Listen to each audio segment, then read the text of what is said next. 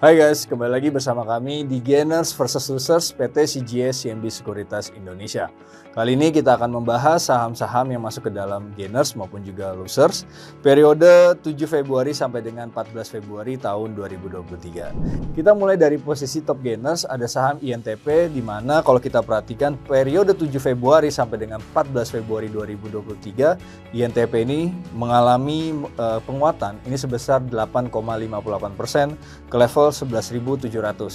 Nah, penguatan ini kalau kita perhatikan ada korelasi di mana harga komoditas coal ini mengalami pelemahan per tanggal 13 Februari saja. Ini pelemahannya sudah mencapai 2,26% sebesar 221 US dollar per ton.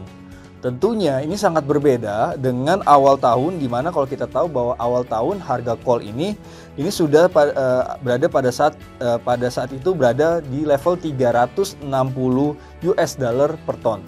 Nah, apa sih yang menjadi korelasinya? Tentunya kalau kita perhatikan memang untuk harga komoditas coal ini adalah sebagai beban bahan bakar dan energi untuk sektor semen.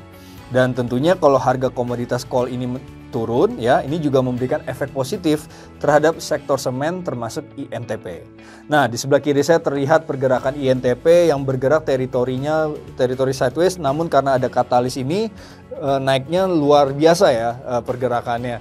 Dan tentunya ini juga didorong dari segi volume yang cukup stabil, dan yang paling menarik adalah exponential moving average dari 20, 60 yang berwarna biru, 20 yang berwarna merah, lalu juga 200 yang berwarna hijau.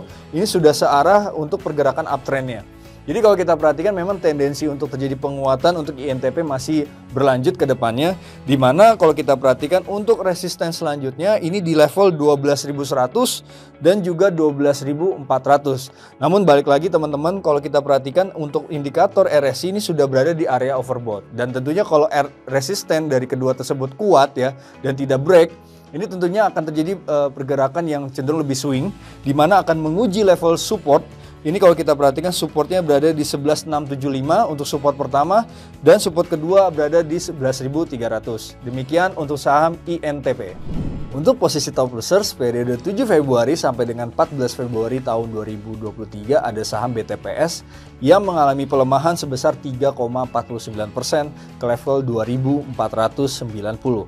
Nah, kalau kita lihat BTPS saja baru mengeluarkan laporan keuangannya atau merilis laporan keuangan yang terbaru, di mana kalau kita lihat secara 4Q 2022 di mana laporan membukukan laba bersihnya ini agak turun atau secara Q-on-Q turun 4%, ini menjadi 452 miliar rupiah.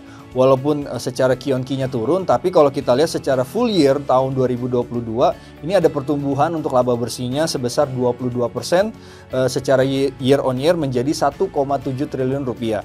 Nah, kalau kita lihat ini juga dari sisi labanya, kita lihat dari sisi yang lain di mana pinjaman ini juga tumbuh sebesar 2% secara Q-on-Q dan juga 10% secara year on year di full year tahun 2022 menjadi 11,5 triliun rupiah.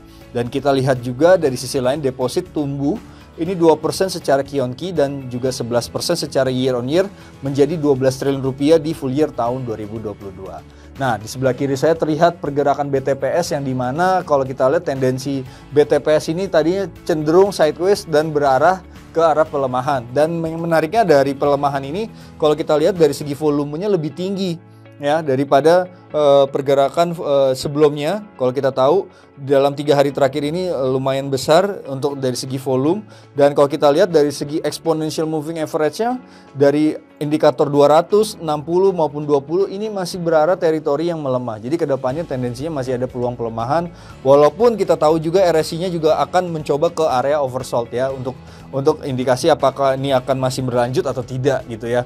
Nah, itu bisa dilihat dari exponential moving average yang 20, 60 dan 200 bila mana tidak dalam tanda kutip bila mana pergerakannya ini masih kontinuitas, dalam arti mereka tidak ada break ya, 20 bisa break ke 60 maupun 60 bisa break ke 200, ini tentunya akan terjadi pelemahan. Dan kalau kita perhatikan ada beberapa support yang teman-teman lihat. Yang pertama adalah support di level 2450. Lalu juga support kedua adalah di 2370. Jadi kalau kita perhatikan untuk 2450 akan diuji nih ke depannya, karena memang dari segi volume tinggi banget dan ini tendensinya masih ada ruang pelemahan ya. Dimana kalau kita perhatikan 24 2450 akan diuji. Nah, bila mana 2450 sebagai support turun, 2450 sebagai support ini break, ini kemungkinan akan melanjutkan pelemahan lagi dengan support kedua di 2370.